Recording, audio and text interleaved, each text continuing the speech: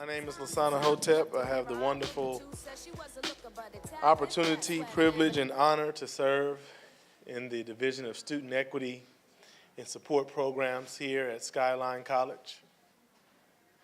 Student Equity and Support Programs is a new division, which I'll tell you a little bit more about shortly. But I want to kind of prepare you all for understanding what this lecture, what this college lecture series or Call to Consciousness is all about.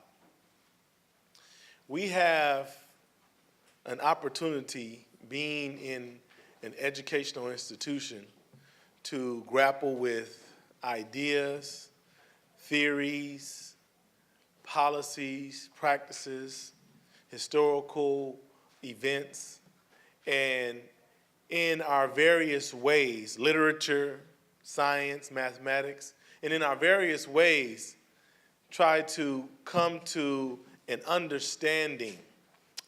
And the understanding that we're committed to here at Skyline College is an understanding to make a more just and equitable society. And so when we are doing our work in our classrooms, when we're doing our work outside of our classrooms, our mission is to what?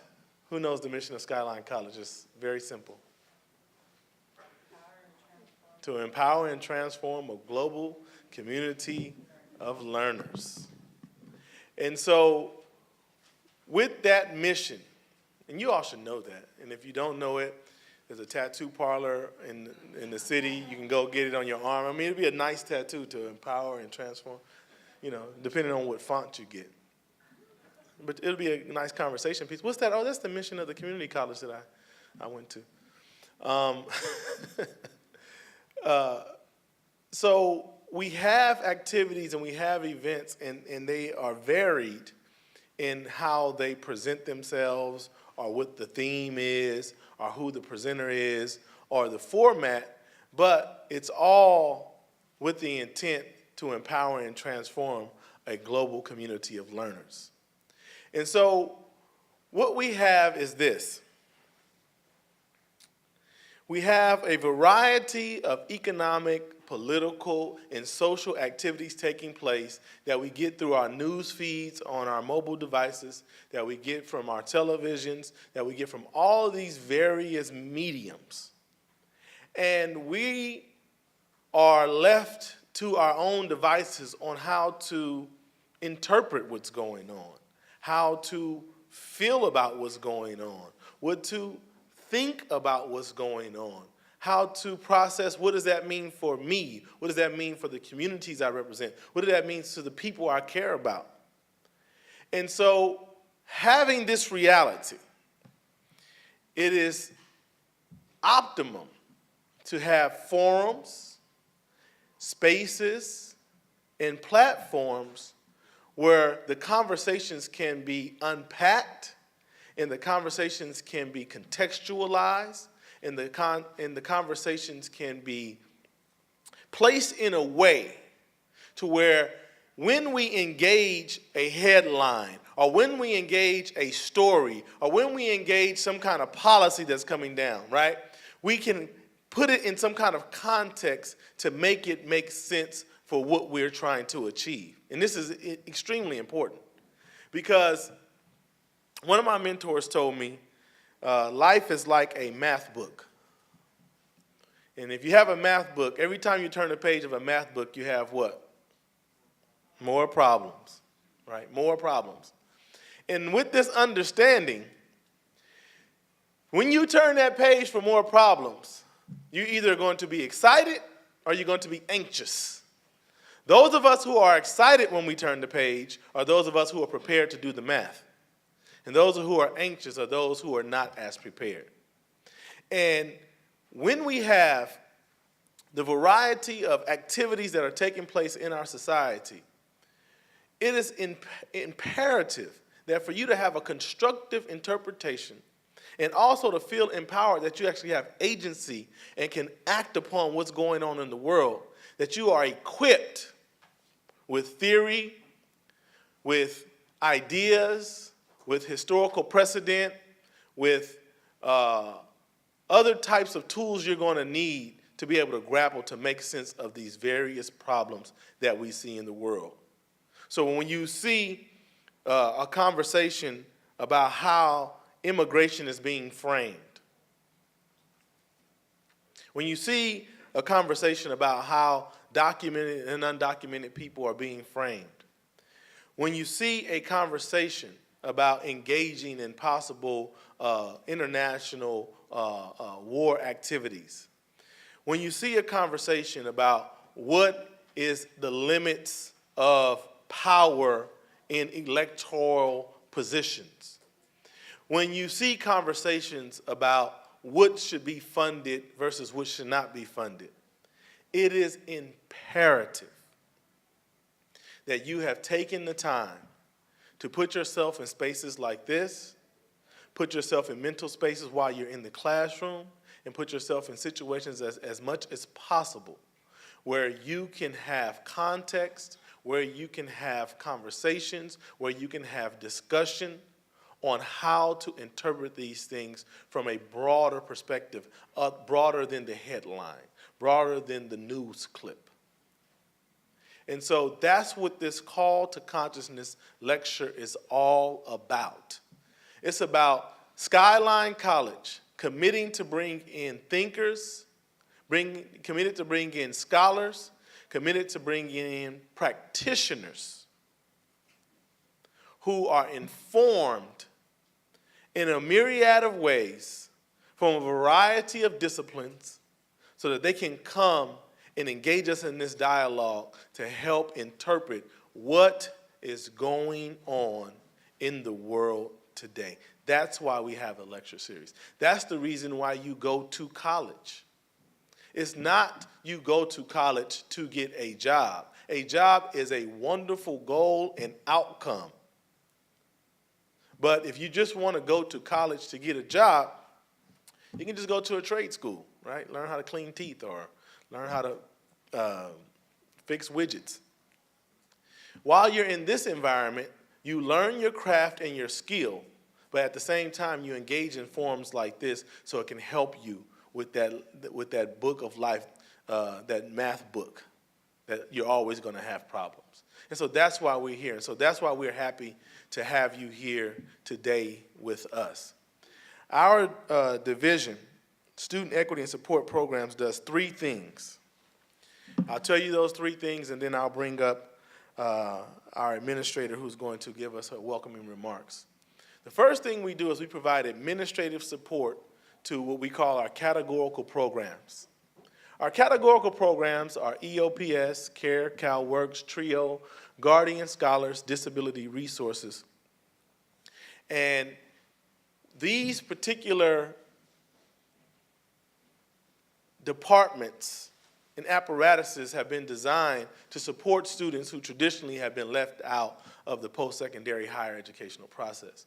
And we have a wonderful opportunity within our division to provide support for them. So that's one thing that we do. So if you have any contact with any of those programs and initiatives, those programs and initiatives work with student equity and support programs. The second thing we do is we oversee something called the Student Equity Plan. We live in this great state of California. The capital of California is Sacramento. And in Sacramento, there's an office, State Chancellor's Office. And this office oversees the policies and procedures for all 114 community colleges. And they have developed something called a Student Equity Plan that we all must develop and submit. Our office oversees the program that was developed here at Skyline College to look at what we call disproportionately impacted students. What does that mean? All of us are in this institution. There's some kind of data on you, kind of like your Facebook data that everybody has access to? No, I'm just playing.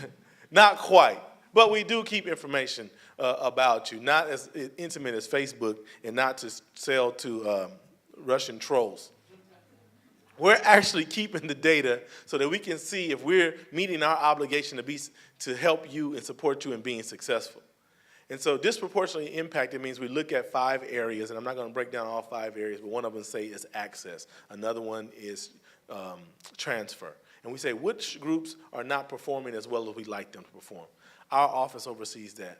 And the third thing that we do is oversee educational equity and cultural fluency here at Skyline College.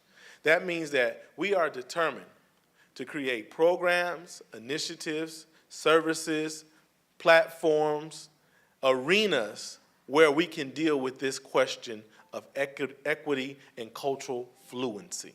And so this program, this particular event, connected with our relationship with student life and activities, connected with our relationship of the Associated Students of Skyline College, is in the spirit of cultural fluency and educational equity.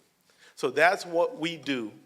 Our office is here to serve you and support you in any way under those three various categories. So without any further ado, I would like to introduce you to a person who is very influential in my life, very influential in my work, very inspiring for me individually, but also is a driving force and advocate for our overall unit, which is student services. And so I'm honored to bring up our Vice President of Student Services, Dr. Angelica Garcia.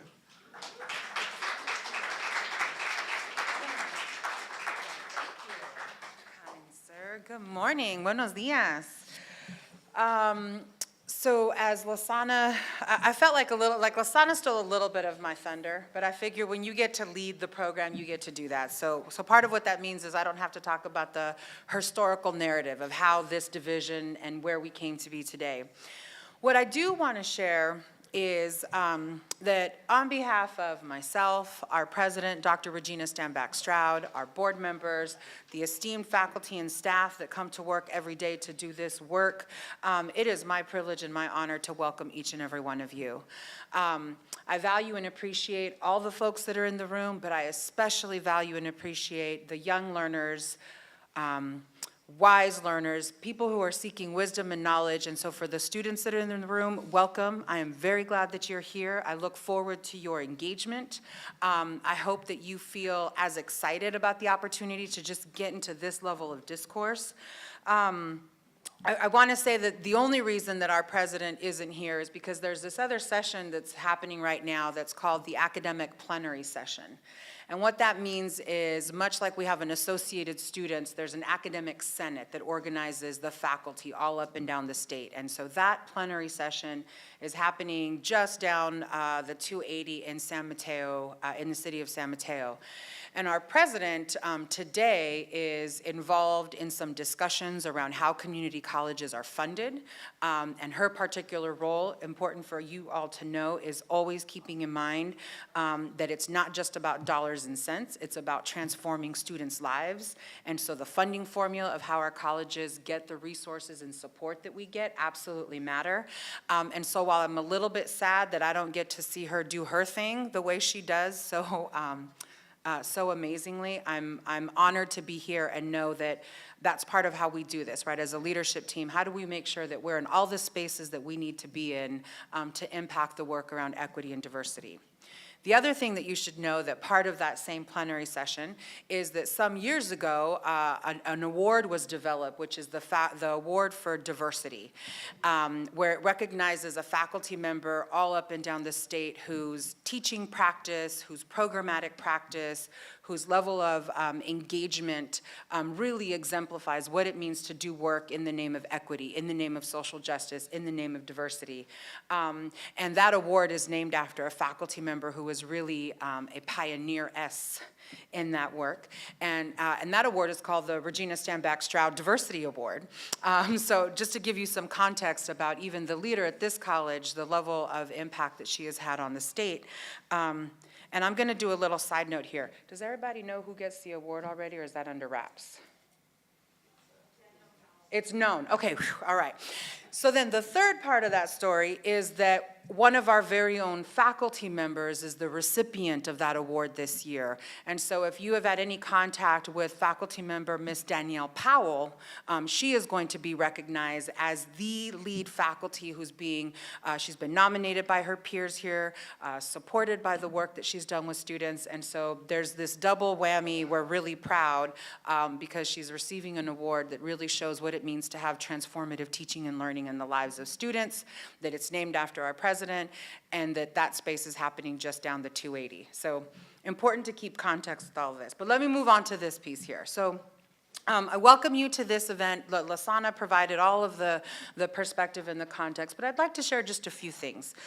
One, I appreciate that the space that we're hoping to create is one of calling you into this space of consciousness, calling you into a space of what it means for you to identify as being an activist. Not all of us are going to be a Rosa Clemente. Not all of us are going to be a Jessica Care Moore, which if you've had the opportunity to engage with our fellow this year related to that in an artistic sense. But we all have our small part to play. And that might be in the space when we are students, in the space when we are in a job, in the space when you have the opportunity to really impact someone's life. And so I hope that that's the spirit and the space in which you come into.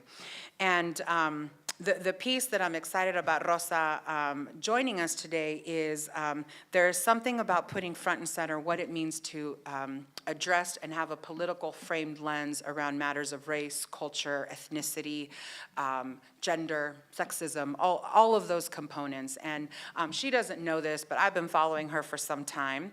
And so I'm very excited because I think that when you have someone who contributes to the fifth element of hip hop culture, who contributes to that knowledge and wisdom, who does so with a political context and is unafraid to share that context, I just feel like every time I hear the opportunity to hear her speak, share space with her, that my thinking gets stretched to a new level. So I'm very excited, and we welcome you back, hermana. We're very excited to have you join us.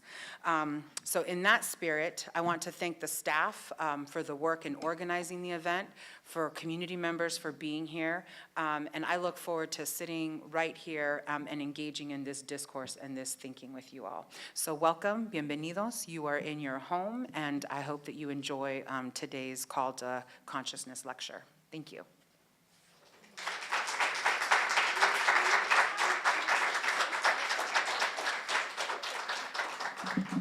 Thank you, Dr. Garcia.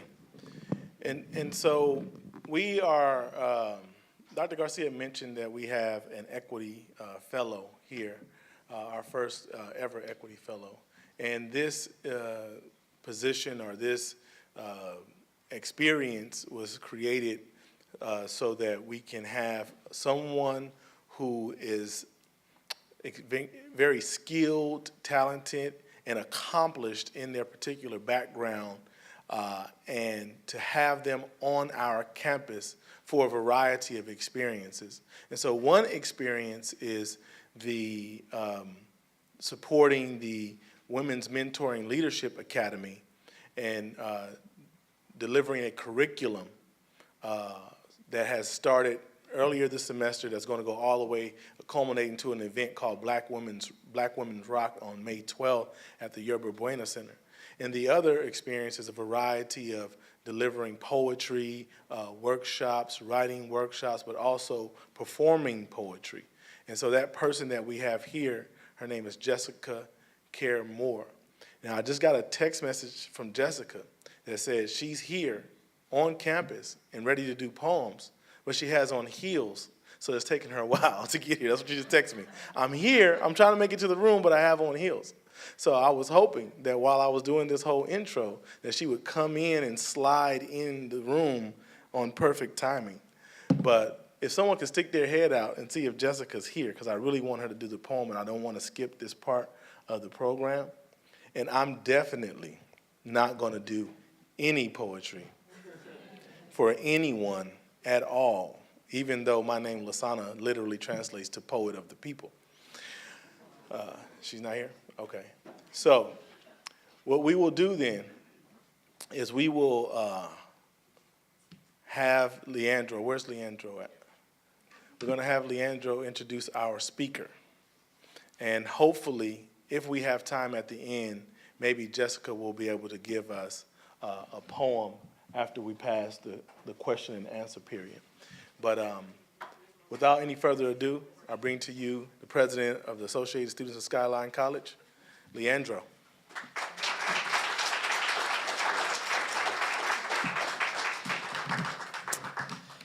Hello, everyone. My name is Leandro Torres Montilla, and I'm the president of the Associated Students. And today I have the honor of introducing our guest speaker this morning. Rosa Clemente is a community organizer, political commentator, independent journalist, and freedom fighter. She's a native of the South Bronx and is considered one of the most raw, honest, political, social, and cultural voices in the country. From Harvard University to prisons, Rosa spent her life dedicated to scholar activism.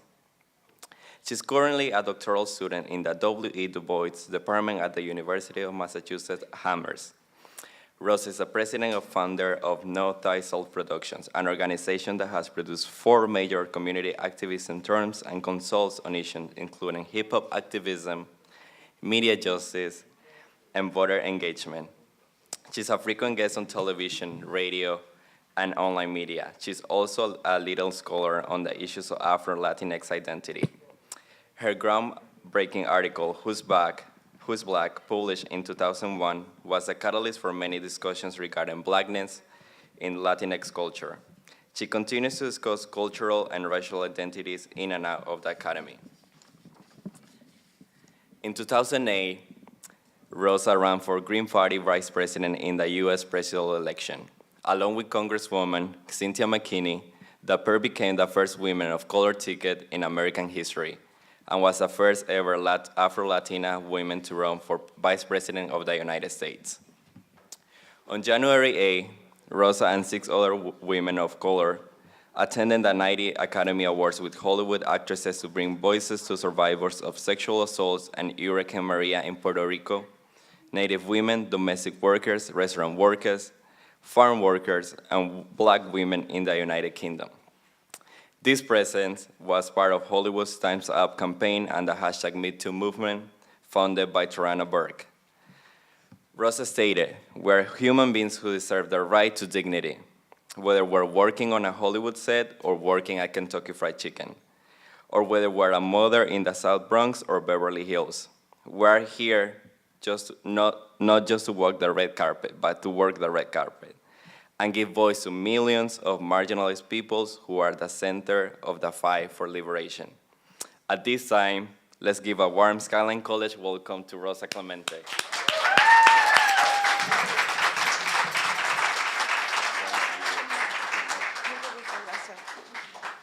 Hi, well, I'm gonna first let my comrade and my longtime friend, Jessica Caremore, I'm like, girl, take your heels off.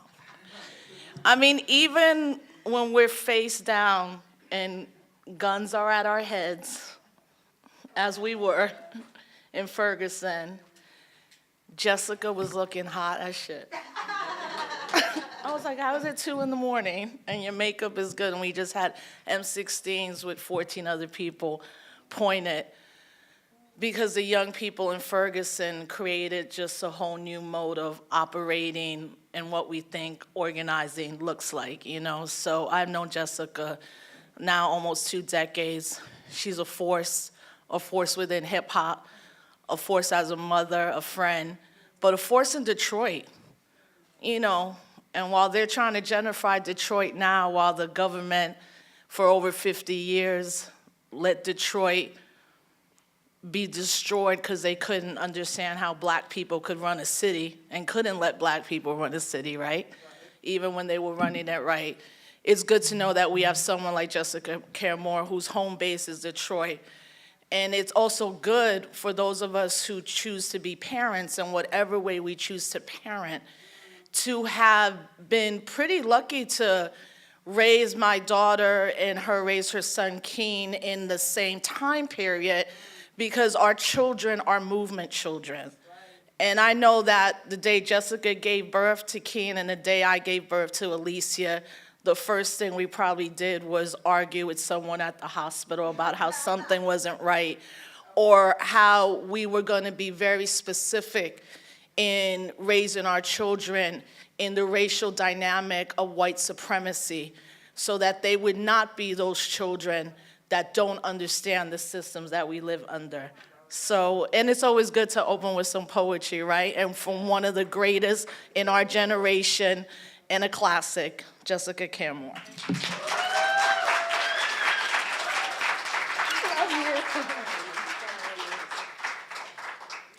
I almost got a ticket trying to get here. Listen, the 101, I was rocking. Anyway, so I'm honored to be here. Rosa and I've known Rosa a couple decades, but we really got very close after our trip in Ferguson. You just don't forget. And all of me, I don't think Rosa could probably count the amount of rallies and walks and marches that she has been a part of.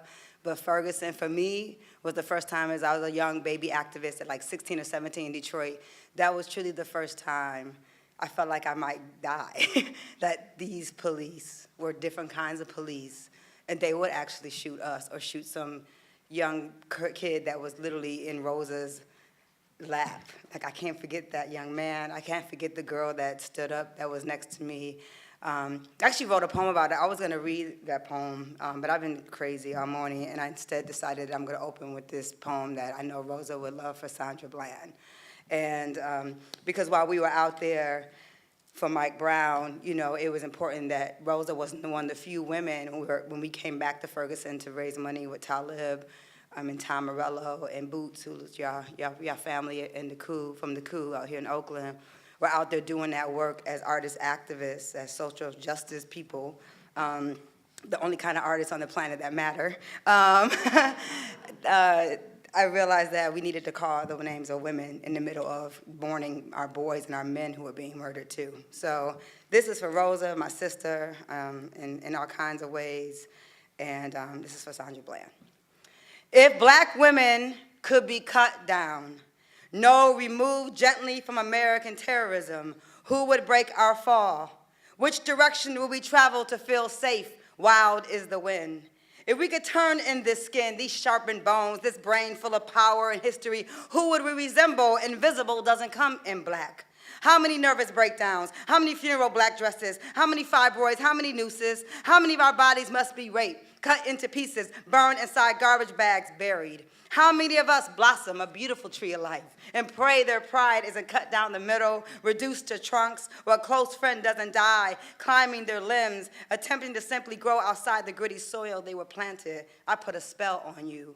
Holly Hobby ovens, Girl Scout cookies, and Barbie dolls don't prepare our revolutionary daughters, born with capes and wings, to have a pig's knee pushed into their backs. Girls raised by wolves, taught to disappear, to be quiet, to not talk about it. How much black breath is allowed space in the state of Texas, a place that has sucked the life out of countless miscounted, uncounted brown, poor women die here. I got life. Sandra Bland got the death penalty for a traffic stop. Her body was 28 years young.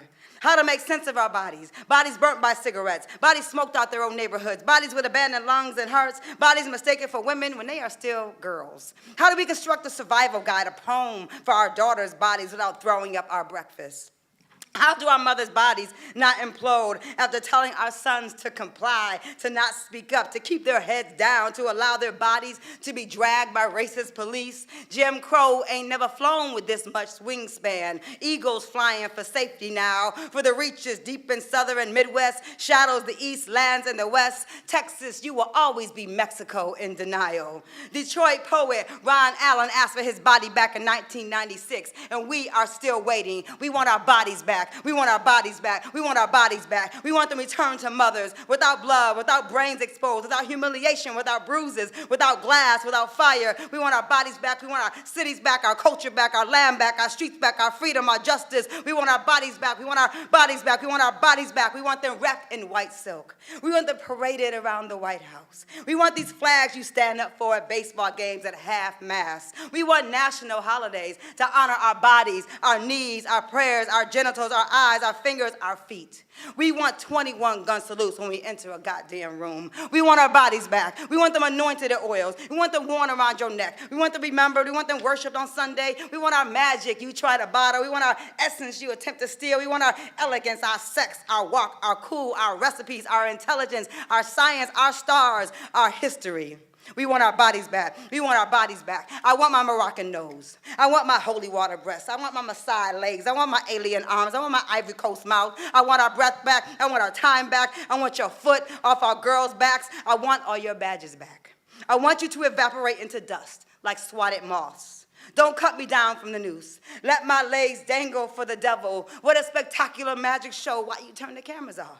Why you turn the cameras off? This is a simple ballet. You got front row. This is your venue. This cell, this hole is no one's home. It's no place for a woman to die. You probably never heard of Judith Jameson, Catherine Dunham. Oh, we know how to get our legs in the air. We know how to elevate and use our bodies to tell a story of middle passage, of survivals, of lynchings. You have always loved our bodies under your control. Don't you touch me. Don't take me down, murderers. Don't you touch my body. Don't touch my music. Don't touch my patience. Don't touch my car door. Don't come near my window. Don't talk to me in that tone. This body of work got work to do. I'm resurrecting my body in new forms daily. Watch for me in your deepest sleep. Black is the color of my true love's hair. Listen for my song. Watch for my walk. Listen for my voice, my black girl attitude. Watch my body resist your death traps. Watch me rise. Watch my rebirth. Watch us rise up from this new Jim Crow, from these new unspoken apartheid laws. We want our bodies back. We want our bodies back. We will take them, protect them, raise them. Remember you, Sandra Bland. We will never forget your brown body, your mind, your pride, your spirit, your love, your vow to do God's work. We want your drive from Illinois to Waller County back. We want all our daughters back, and we want them back now. Thank you. Please help me welcome back to the microphone your keynote for the morning, Rosa Clemente.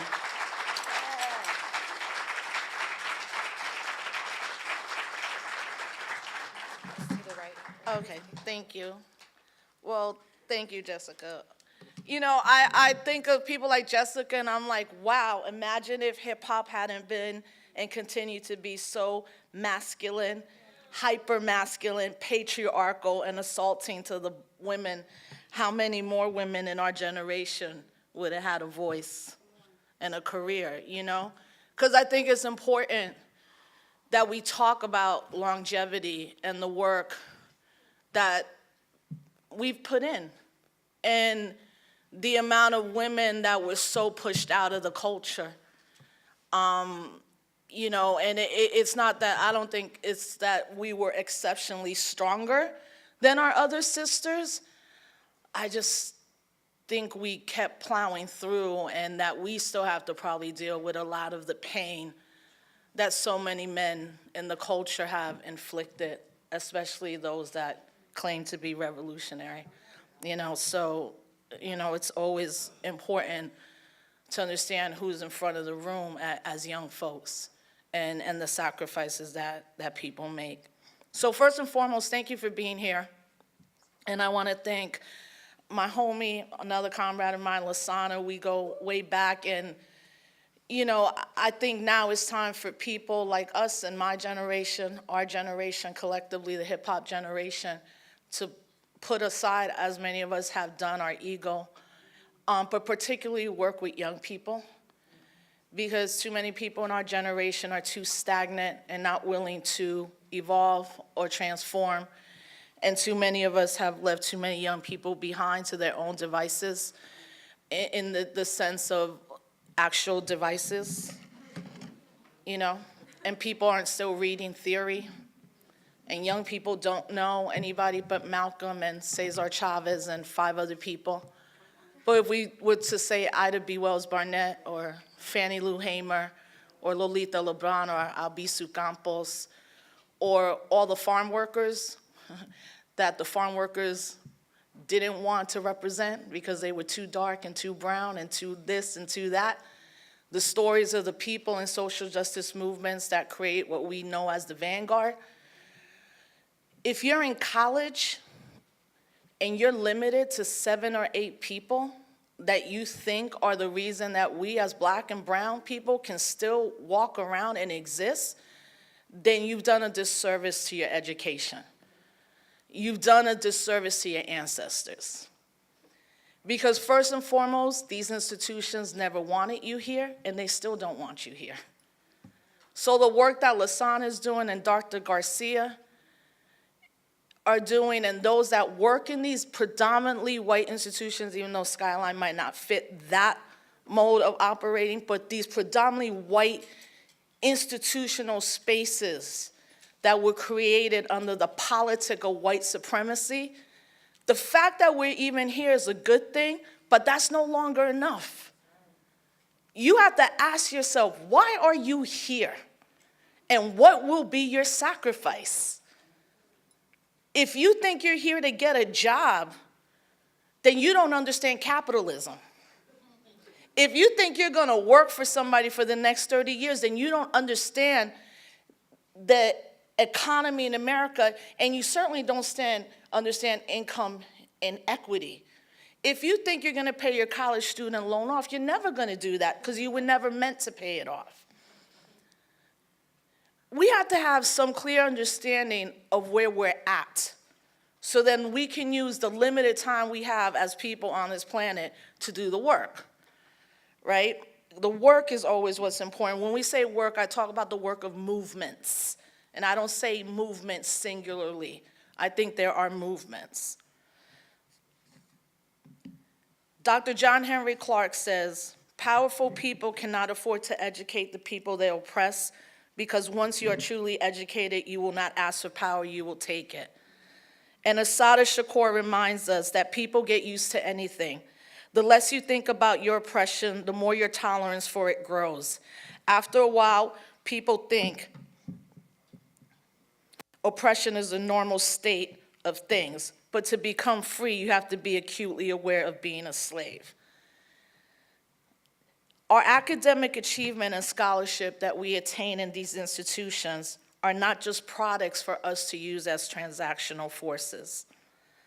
Our academic achievement should be intellectual rigorousness with scholarship and activism infused, and hopefully you will become an organizer.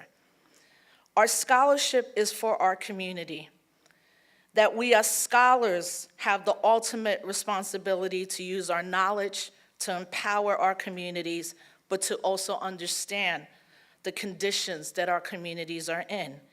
Even if our position does not geographically locate us in the most under-resourced and the most materially poor communities, we as a people are positioned in that way.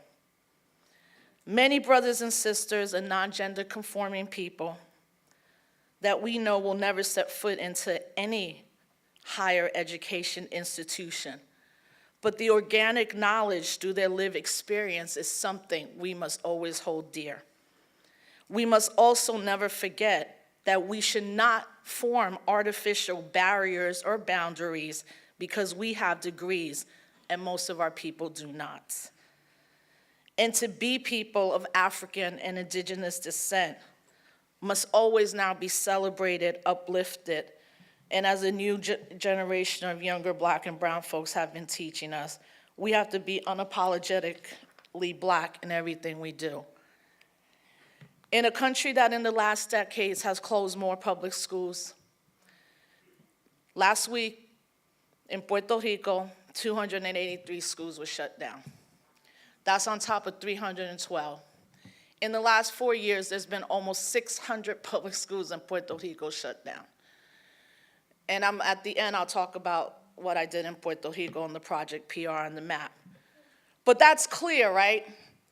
That the hurricane that happened in Puerto Rico, the natural one called Hurricane Irma Maria, was always the precedent to that was what I call Hurricane America, colonialism, imperialism on the island of Puerto Rico since 1898.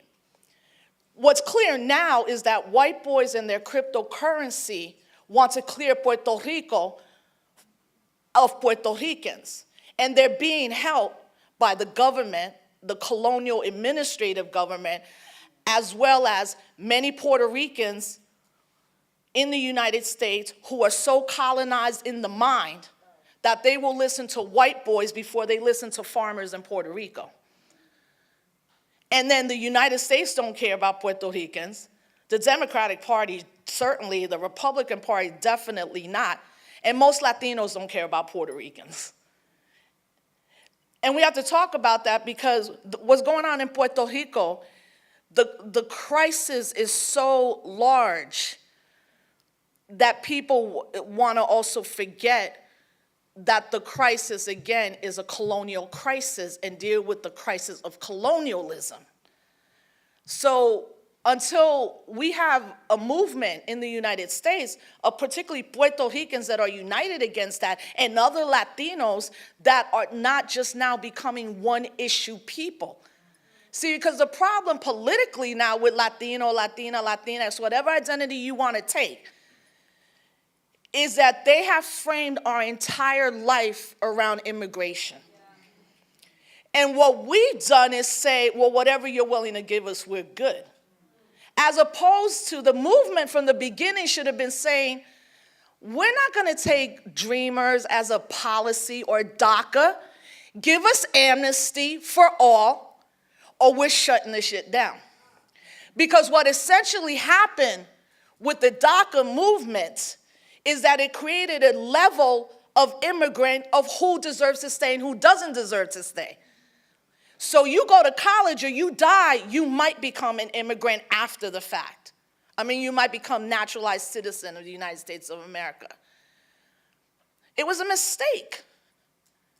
And now, 800,000 plus young people on a daily are under trauma and anxiety because of a mistake made in a room by 14 people. Because I went in that room as director of immigration for Amnesty International, and I walked out and I was fired the next day from Amnesty International because I was up in that room like, y'all are crazy. You want everybody to put their information in a database so like in 5 or 6 years they could just be rounded up regardless of what administration? No, that's not going to happen. I was in the room with Cecilia Munoz, a sellout to her people, talking about who deserves to be here, who doesn't. Obama's your best bet, while Obama deported more undocumented people, 90% Latinos. And then the media has now framed the entire American problem as a problem of immigrants. We could talk about the American problem being the creation of America. That's the problem. And it starts with the slaughter of indigenous people, the taking of land, the enslavement of Africans, the exploitation of migrant labor, and the patriarchy against their own white women. Right? The American project has been failing since the creation of America. People like us keep it going. But I have a problem with that narrative of like black women saving America.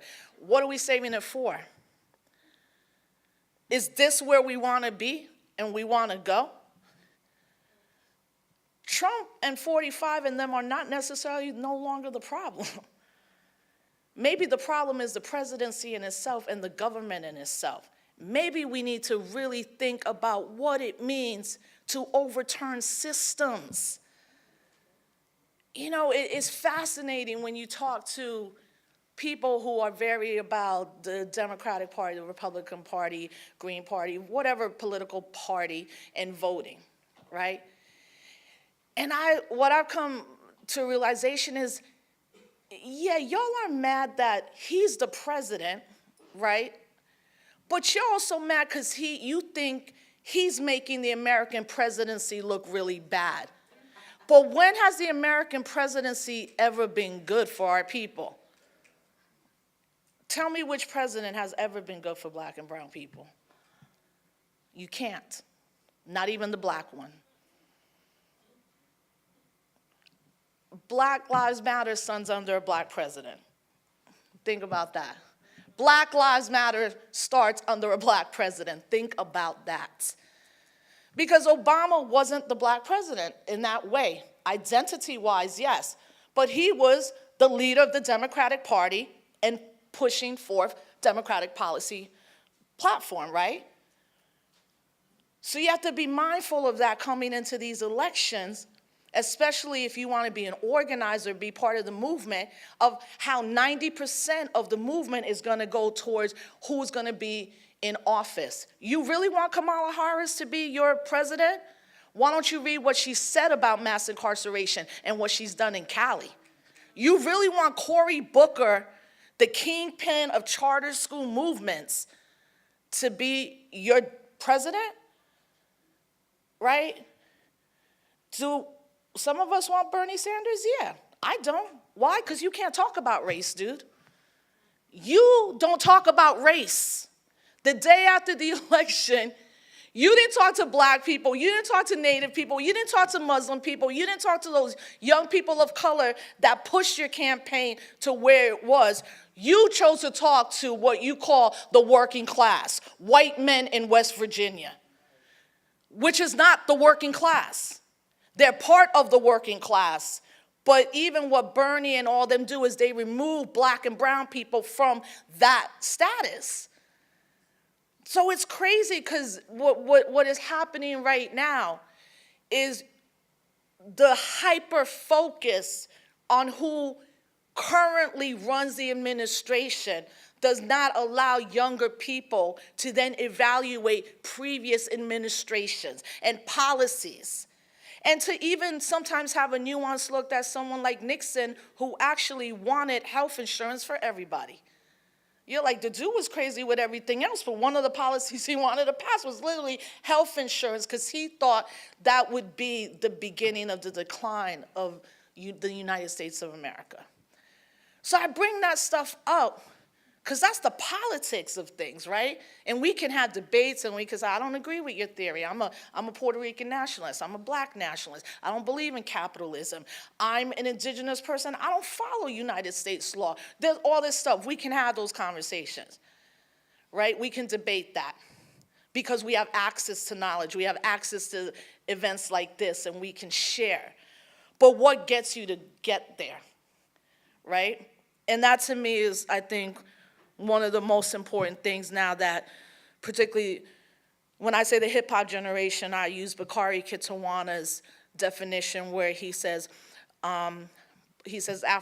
black people, and I told him he should have said African American Latino people in his book, but he says those born after 1969, the hip hop generation, right? So people like me, I'm about to be 46. You know, you could look at someone like Kevin Powell, Jessica, me, Davy D. You know, I could go on and on with names of scholars and activists and journalists. Raquel Cepeda, Raquel Rivera, Dream Anthem, Tony Blackman, Cutting Candy, Hip Hop Congress, Hip Hop Summit, Hip Hop National Political Convention. Like, we could look at all of this within this, like, hip hop lens of activism and organizing. But what is important now is how do we share our personal stories and histories of how we got here, right?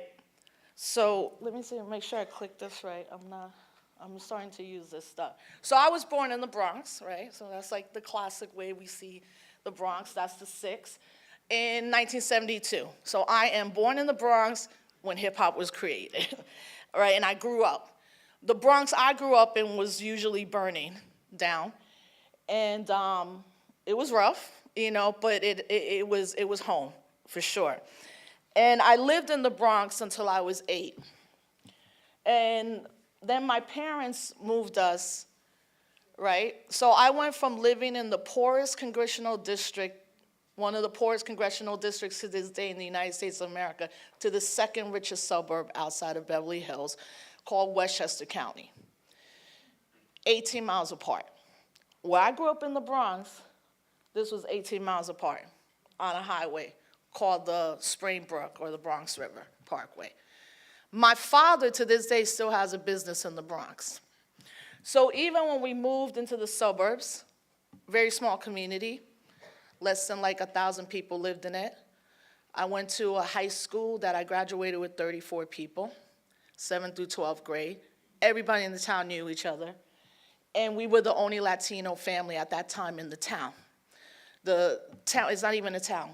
It's a village of Elmsford, Elmsford, New York. And it was very affluent And actually, the African-American community was more affluent than the white community.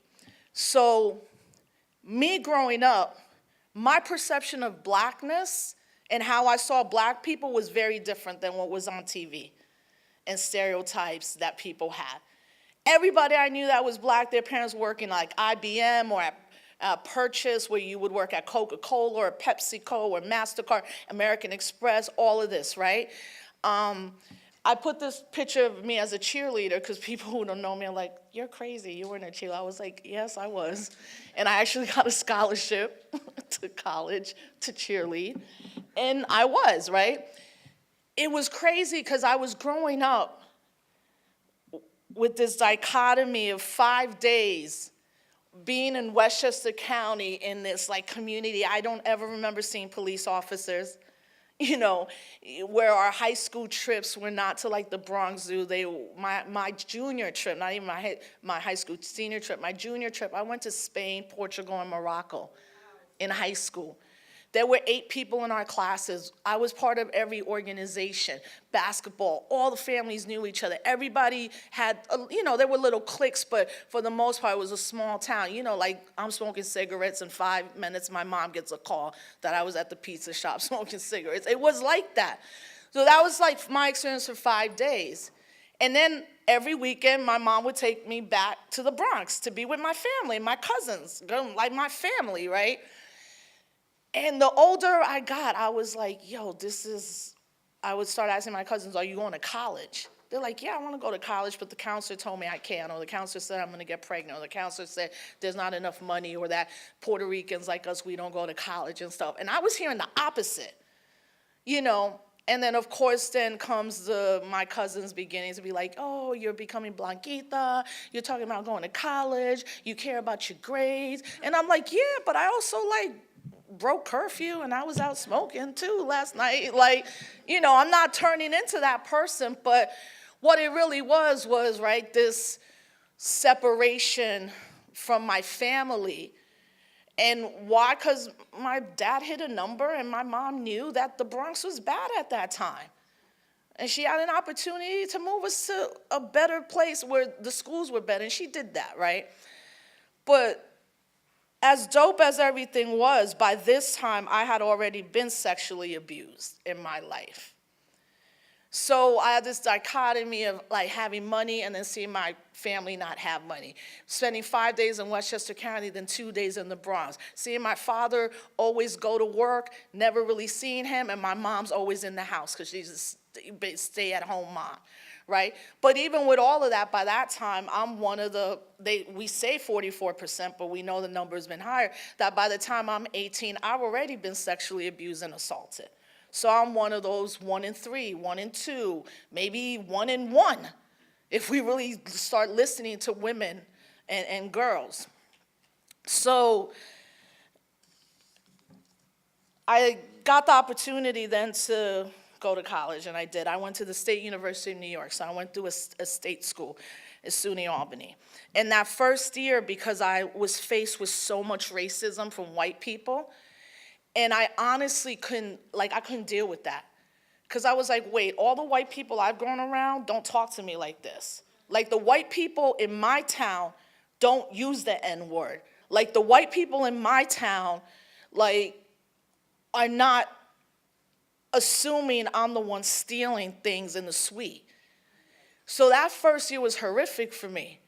Because here I am at a state school. Then you're dealing with academics, right? It's a weird thing to all of a sudden go from being in high school where everybody tells you what to do, when to do it, you're gonna fail if you don't do it, and then 3 months later being in college where it's like, if you don't go to class, you don't go to class. Like, I'm not gonna call your mom and tell her you're not coming. You don't hand in the paper, you don't hand in the paper. So not only was I dealing with how I academically transition, and then all the white professor stereotypes of me, that I'm on welfare and I know this, and what was it like to see someone get shot, and all these crazy stereotypes in my political science classes, right? Then with predominantly at a white institution. So I got like 2 black people in my classes, and then dealing with particularly white girls and their racism. So that first year I was utterly depressed. You know, I wouldn't have known then it was depression. I almost got kicked out. And my mom was like, we'll pay for another semester, but you got to get it together. And as I'm writing this in some of my memoir right now, I'm like, all I could think is like, I went back to that second year, and like Drake, you know, I started from the bottom, and then I just like rose up. But that's because I met who would be my mentor till she passed away. Her name was Dr. Vivian Verdell Gordon, one of the first black women to get her PhD from the University of Virginia. And if you know the history of the University of Virginia now, let alone 30 years ago or 40 years ago when she received her PhD, she did her work on sociology. She was one of the creators of a organization or Upward Bound. Has anybody ever been through Upward Bound or have friends, right? Dr. Gordon helped create that. She also helped create the National Council of Black Studies, which is the overarching academic professional association in Black Studies. And I got in her class by accident. And she's like, listen, there's only supposed to be juniors here, but if you want to stay, you can stay, but you have to be ready to do this work. And I said, I want to stay. She became my mentor and everything to me. And then by the end of my sophomore year, she said, you know, you should run and be president of the Albany State University Black Alliance. And that was the largest black student union in the whole SUNY system. The history goes back to about 1967. Very radical black, mostly black students for Puerto Ricans as well. And she said, you should run. You have the leadership skills and what you could do, because at that time, we were still using the word Hispanic. She said, you could bring the black and Hispanic kids together on this campus. You need to do that. Mind you, at that time, I had also found my identity as a Puerto Rican, but as a person of African descent, right? Now, I identify as a black Puerto Rican. So what that means, well, I'll go to Dr. Turner. What that means essentially to me, and I want to keep the time check, is that when I got to college that second year and I started enrolling in Black Studies classes, Dr. Gordon had also said, enroll in a Puerto Rican studies class. And I was like, I'm Puerto Rican, I know my history. And she's like, you know nothing about your people. And she's like, that's a fallacy that most of you know, because you have to understand you've been brainwashed, and most of the education you received, even if you went to a great high school, is Eurocentric education. And she's like, what do you call yourself? And I said, I'm Puerto Rican. She goes, but what does that mean? And I was like, well, that means, you know, I'm Puerto Rican, my family, I speak Spanish, the flag, the parade. And she's like, no, what does that mean historically and politically? And she said, what race are you? And I was like, I don't know. Nobody's ever asked me that. And she gave me a book by John Henry Clark. And I started reading this book. And then I just started reading. And I quickly came to the realization that, you know, like everything I was told was a lie. That why didn't I know that Puerto Ricans were people of African descent? Why were we not also known as black folks? Like all these kind of questions started swirling in my mind around race and identity, right? And I went home and I said to my father, I said, why didn't you ever say you were like Africano? Like you always said you're Puerto Rican. And he said, Rosie, everybody knows that Puerto Ricans were indigenous, we're Taino, but Spanish and African. And I said, yeah, but y'all never talk about the African part. He goes, I don't need to talk about it. You see the altar? And I was like, right, but that's Santeria. Like, I know that. That's part of our practice in our home, but you never really broke it down. And he's like, you know what? I don't know why.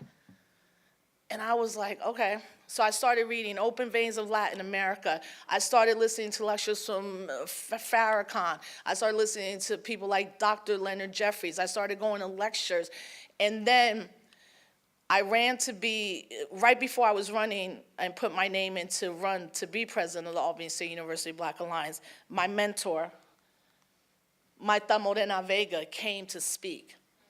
And she was the first person, Puerto Rican woman, man, Hispanic, whatever terms we were using at that time, to say, We are African descendant, and they stripped us of our identity and made us into these Hispanics.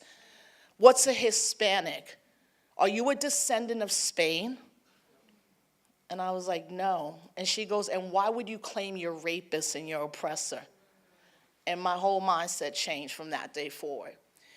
And then that end of that year, I became president of Albany State University Black Alliance. And the first thing that happened was that there were editorials written where Latinos were calling me a sellout. Why is she president of Black Student Union? And African American students were questioning why a Puerto Rican was president of Black Student Union. And I went to Dr. Gordon upset, and she's like, this is it. Welcome to the struggle. She's like, buck up, get out there, and start doing what you know you need to be doing. And she goes, no one's gonna like your identity. She's like, you're saying something that no one is saying right now. Now, let me just say, that was in the 90s, okay? So we're talking over 23 years ago. Now, there's way more conversation happening, right, about Afro-Latina identity, Afro-Latino identity, Afro-Latinx identity, Amara La Negra, Cardi B. Like, this is critically important, but let me tell you, 25 years ago when I started being like, oh, I'm Puerto Rican, I'm a person of African descent, to this day, I don't get invited to many Latino events, period. I don't get invited to like conferences and all of that because the minute I'm at the table, I'm talking about race. I'm talking about why we as Puerto Ricans, as Dominicans, Mexicanos, Ecuadorian, Peruvians, Brazilians, how we so colonized that we edify our Spanish colonizer and rapists and only say we're African when it's cool and trendy. And even now, when you look at how we are dealing with Afro-Latino, Latina, Latinx identity, I'll tell you something right now. Most people doing it are talking about hair and food. They're not talking about blackness. They're not talking about white supremacy. Y'all, some of you feel me on this? Because now that it's trendy, it's like, let's look at it how we can look at it visibly and what that looks like outside. And we're good to embrace that, right? But then we're not dealing with what does that mean to still claim an identity and be anti-Black? Because I know too many so-called people who are calling themselves Afro-Latino right now that are anti-Black in their politics, how they talk and what they do, right? And then also the term, it might be a little trendier now, but it's been an academic-heavy term. And a lot of the work around it has been in the academy, right? And even in the academy, it's pushed more towards this thing called Latinidad, which Latinidad still erases Africanness. Because Latinidad, as a theory, is basically saying, like, none of these are as important as one or the other. But when an identity is stripped from you, and then you're lied about it, it is important. And what do I mean lie about it? Well, look, Puerto Rico, for example, by 1868, 72% of the island is what is known as African descendant people. The indigenous population have been massacred, right? And the Spanish government was actually paying Spanish people to stay on the island and to lighten the race.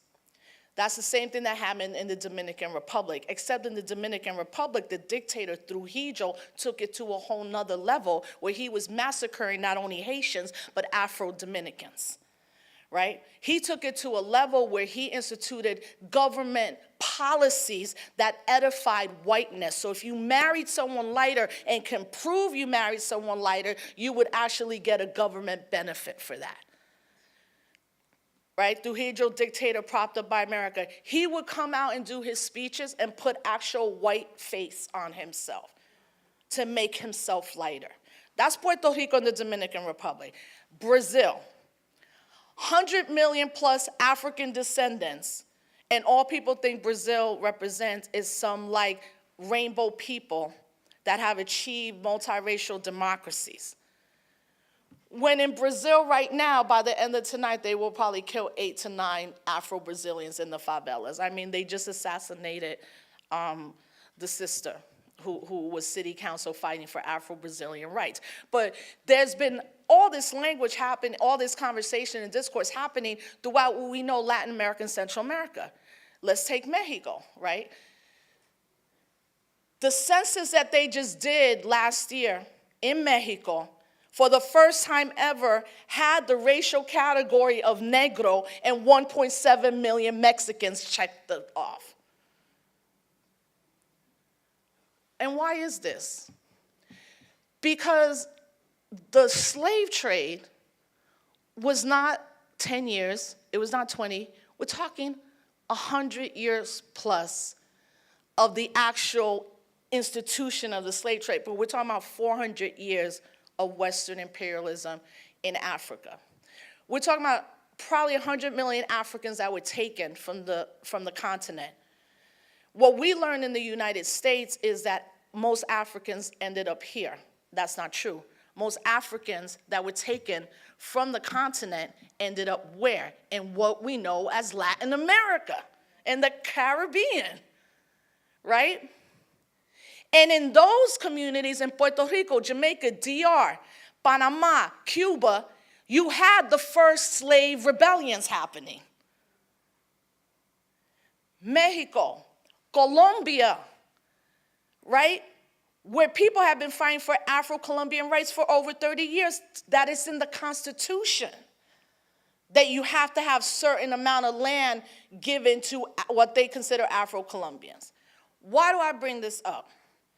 Because we, particularly as those that are identified mistakenly as Hispanic, but now more and more Latino, Latina, Latinx, that identity means nothing. That's a number that the government, or a term that the government has imposed because they don't understand how black people can speak Spanish or Portuguese, right? They're like, they're not African American, they ain't black from here, so what kind of black? They're not black. Oh, give them a term of Latin descent, of Latin speaking origin. I think these things are important because when an identity is imposed on you and it's an identity of oppression, you end up carrying that oppression. And that's traumatic to me. That's traumatic to me. So if it wasn't for college, then I wouldn't have gotten this. And that's, I think, an important part of what I talk about, my story, right? I didn't grow up in a movement household. Because I often meet young people that are like, but my parents were nowhere near organizers. I found who I was through my mentors, and Dr. Turner being another one, and that he would then say, you need to think about getting this PhD, but come to Cornell and get your master's. And then when I got to Cornell, then I started really like dealing with research around the Young Lords Party. But like I said, I met Micah, and I wrote this article in 2001 called Who is Black? Where in this article I talk about my experience of joining my political home to this day, even though I'm not a member of the organization. I helped sustain it, called the Malcolm X Grassroots Movement, where I joined it when I moved to Brooklyn after I graduated from Cornell, and we were having a conversation, and one of the brothers in the organization was like, no, Rosa, you're down, but you and someone else in the room was there, y'all not really black. And I was like, dude, your mom is half white, mine's not. Like, so who's really black? And then my friend to this day, my comrade, Lumumba Bantelli, was like, you need to write that article right now. Who is black? Go write it. And I did. And at that time, 2001, as crazy as it is, we didn't have access to there was no social media, but to get something viral was crazy. You had to be on these AOL chat rooms and all this craziness. And I sent it to Davey D, right, from out here.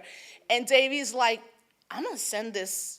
And then I got a call from the Nation of Islam paper, the final call, and they're like, Sister Rosa, can we run your article? And I was like, wait, Mr. Louis Farrakhan wants to write my article?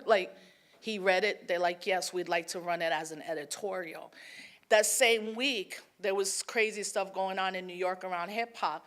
And Russell Simmons had made one of his many dumb statements that he's made in his entire career. And he had the Village Voice, which was a big paper at that time, and he had said, well, so-and-so is not hip hop. And then I wrote this article called Russell Simmons, You're Not Hip Hop.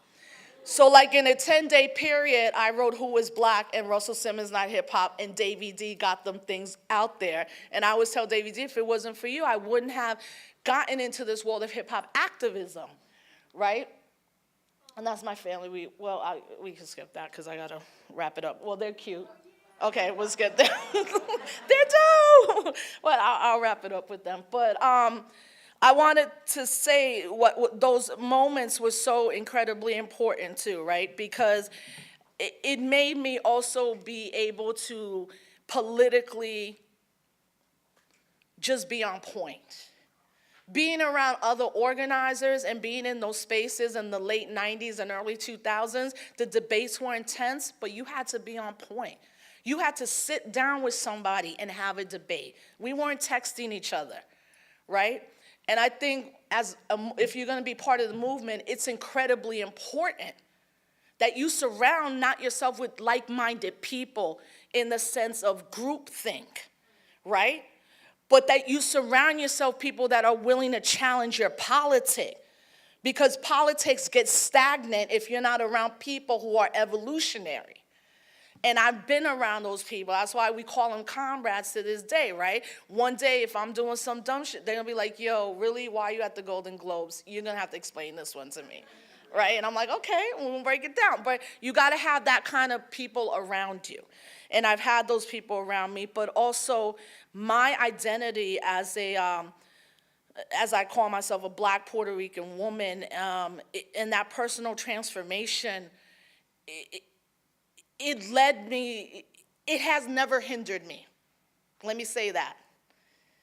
The way I roll, my politics, the way I don't view reform as the way to get things done, the way that I say very early on that I don't want to be part of a two-party system, so I'm going to join the Green Party, all of these things have never been a hindrance to me, right? There are consequences I have faced for my political views, and I'm okay with that. It took me a long time, financial consequences, many consequences. I'm okay with that. What I always find fascinating is when you're so clear on who you are, and my overall political, embrace would be of course, humanity, but what it really means to do the work to make sure that Black and brown people survive. But not just survive, how do we thrive? Because see, now we're at the point where we have survived, but we can't thrive in our lives. And why is that? And why is it that in 2018, every 28 hours, an African American, Native, and Latino, Latina, Latinx person is murdered by the police, right? Why is that? Why is it that when white students decide to march, they're embraced and they're funded and they're resourced and nobody's telling them not to walk out of their schools? But when Black kids are doing it, they're met by pepper spray and fire hoses, and they're met by media deriding them, but also our own people who say they represent us and who our politics are also going against what Black and brown young people are asking for. What does that mean? And if you're doing this work and you're part of movements and you're an organizer, if you're not clear, that's the kind of stuff that makes you leave the movement. It makes you want to fit in. It makes you see yourself, as Toni Morrison says, through a white gaze. It makes you go to a college or any work that you're doing, that you're not doing it for your people. Ultimately, you want white people to really like what you're doing. Ultimately, you really want that award that says good job. Ultimately, you want to be in those banquets where there's 20 of us and 900 of them. And that's part of also checking your ego in this work, but it's also, why are we doing it? Because in 2018, so much of the work is hyper visible to the point where we think visibility is power. Right. And it's not power. So then even as Latino, Latina, Latinx, we sometimes hear a lot, even as Asian students or Asian folks in general are beginning to hear how they're going to be so politically important. What does that mean? That means the Democrats think you're important for a vote, but they don't care about your life. They don't care about your condition. They think that, everybody put under an Asian category is like high income status. They're not thinking about Filipinos. They're not thinking about Vietnamese. They're not thinking about South Asian students. Why is the conversation around our Native American brothers and sisters always have to be incumbent on a Native person to be there and be like, yo, hey, I'm here, still here. Can we talk about me? Why aren't we doing that work? Because ultimately, in this hyper-capitalist society that's so now hyper-visible in everything we do, we want to be accepted. And that acceptance and that need for that is so dangerous right now. And it keeps us from doing the organizing work that we need to do. So in 2008, I was already part of the Green Party, and I knew Cynthia McKinney was running. She called me, and I was like, sure, I'll run. And she's like, that was the easiest. And everybody's like, you're crazy. And I had comrades of mine be like, you're destroying your life. Nobody's going to hire you. I was like, okay, I'm good with that. What I wasn't prepared for in 2008, I was not prepared for friends in the movement to never speak to me again, to make sure that all my gigs were canceled because they didn't want to be on panels with me. I was not prepared for a hip-hop political movement that said they wanted freedom to a week later be writing on Obama. I wasn't prepared for that. I literally thought all the work we've been doing, whether it's my work individually, our work individually, but within this hip-hop political context in this moment of the later 2000s, this work we've been doing around political organizing within hip-hop, the fact that we were having hip-hop political conventions and summits and congresses where we were coming up with agendas that were talking about reparations, where we were talking about LGBTQ rights before it was the fad for people to be talking about it, where we were talking about sexual assault and violence, where there'd be 40 dudes in a room and 3 or 4 women in a room, and we would hold our ground if it took 1, 2, or 3 days, where we were like, there's no way all the women you invite to a conference are only going to be on the panel on women. No, we want to be on every panel. The business one, the entrepreneur one, the reparations one, the this one, the that one, and the mass incarceration one, because we also knew at that time that the growing number of people that would be massively incarcerated would be African American, Latina, and indigenous women, because we saw the numbers, right? So I thought, yo, I'm running for vice president, and my platform is the hip-hop platform, and I'm putting it on the record as my platform, not only in the Green Party and moving them towards taking a better stand on Palestine, where we were like, it's not only a 2-state solution, y'all, it's the right of return. Puerto Rico needs to be free. We need health care for all, and in 2008, it was the Green Party that said student loan debt should be eliminated. Bernie Sanders and his people stole the exact wording from the Green Party platform to when he started doing his campaign. We were saying in 2008, cancel all student debt. My mistake was I thought everybody I had been rolling with had the same politics.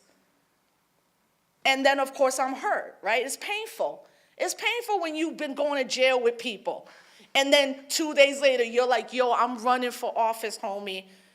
Just give me a PSA. Nah, dude, you're crazy. I'm rolling with Obama. Word. Wow, where are we, you know?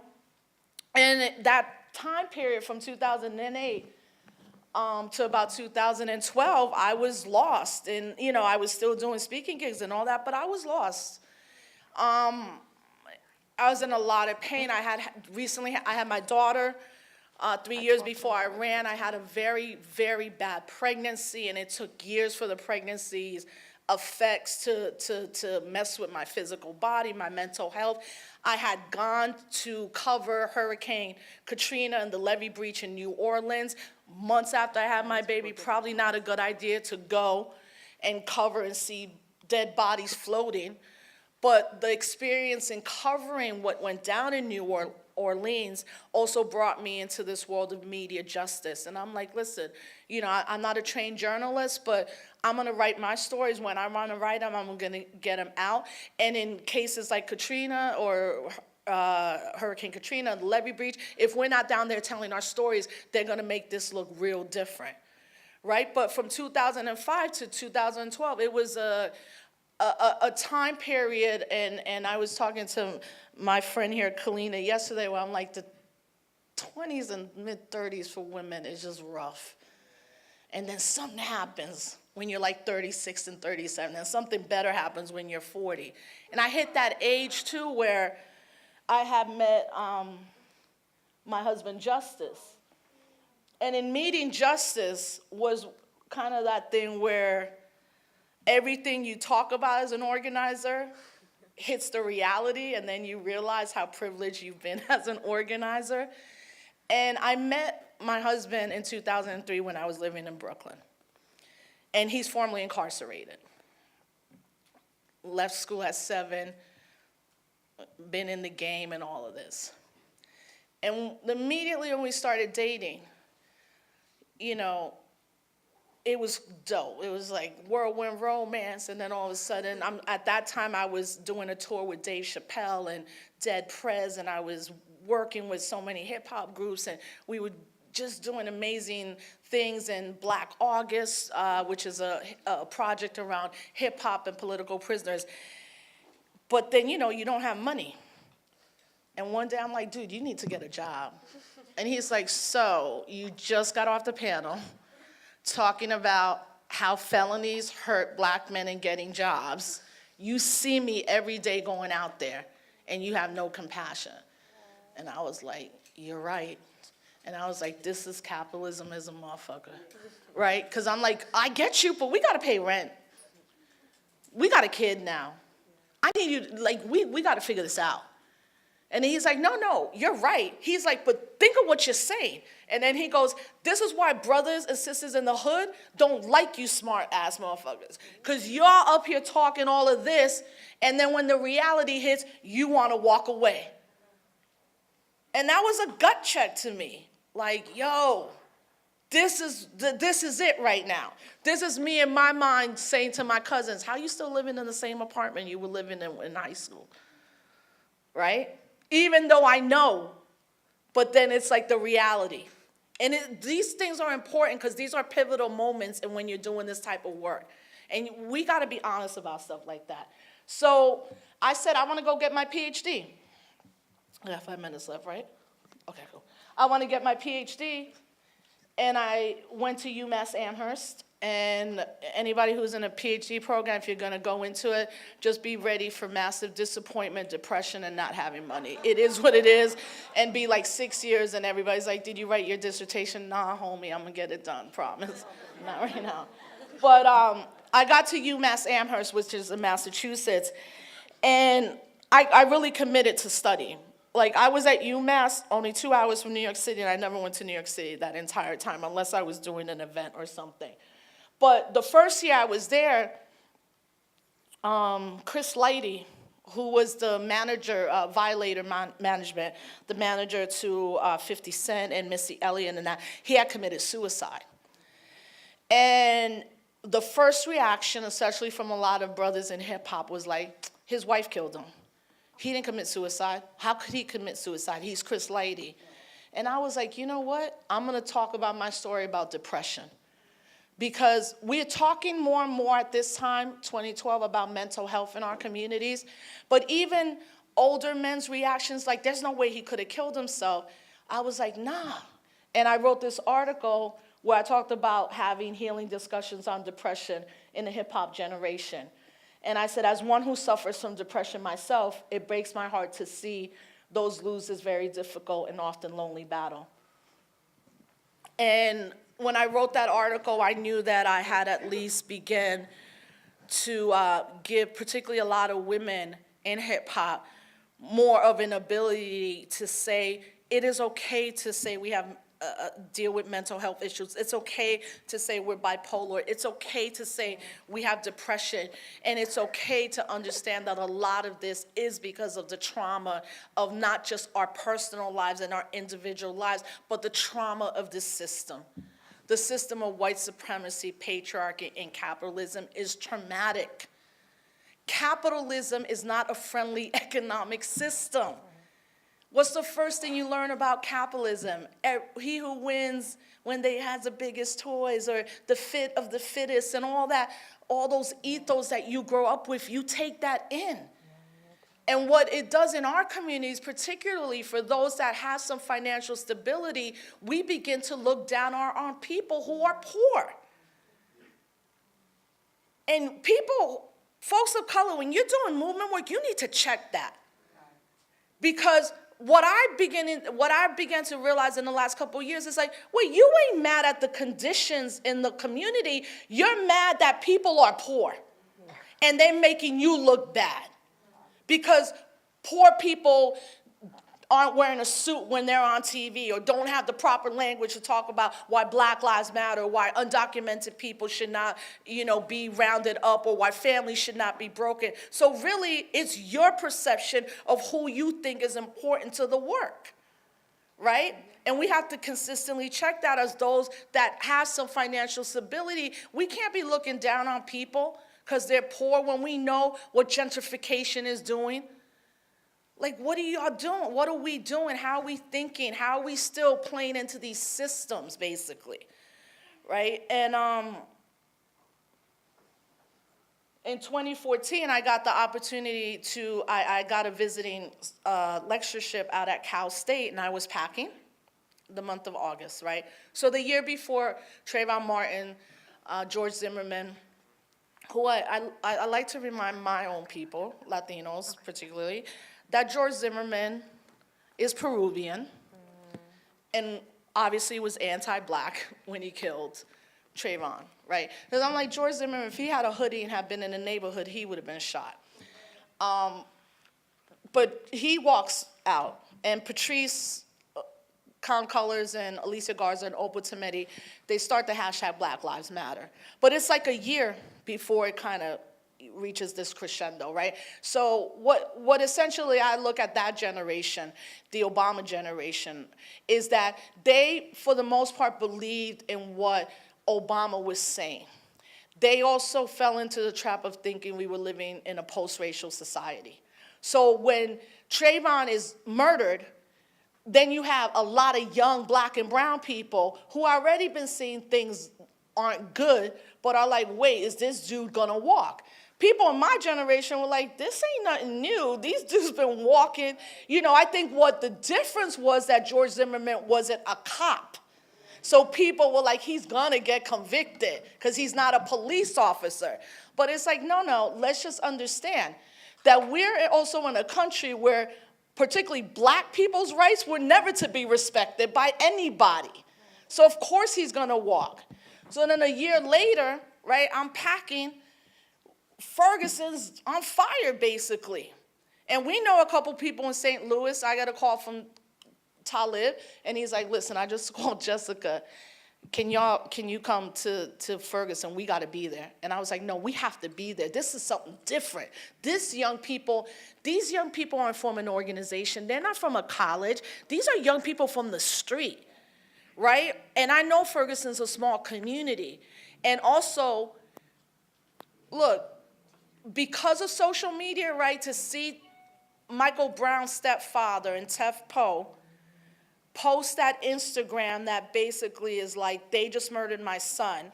The fact that the police let Michael Brown lay there for over 5 hours where the community and streaming TV could watch it, and then young people, your generation's ability to mobilize on social media like nobody had ever seen before.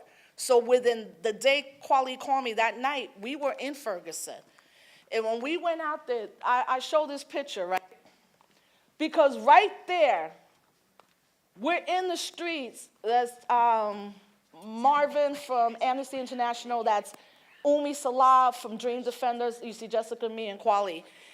And I think I'm on the phone like, yo, we're here. It's bad, but, you know, we're going to maintain. Less than an hour later, the police from every corner of that community vamped. And I'm not talking about just police. We're talking about people with black masks that you can see their faces, tanks, pepper spray, tear gas, drones. We're running to safety with like 13 other people, and me and Jessica and Kweli and those 13 other people literally had M16s pointed at our heads because they were trying to find somebody.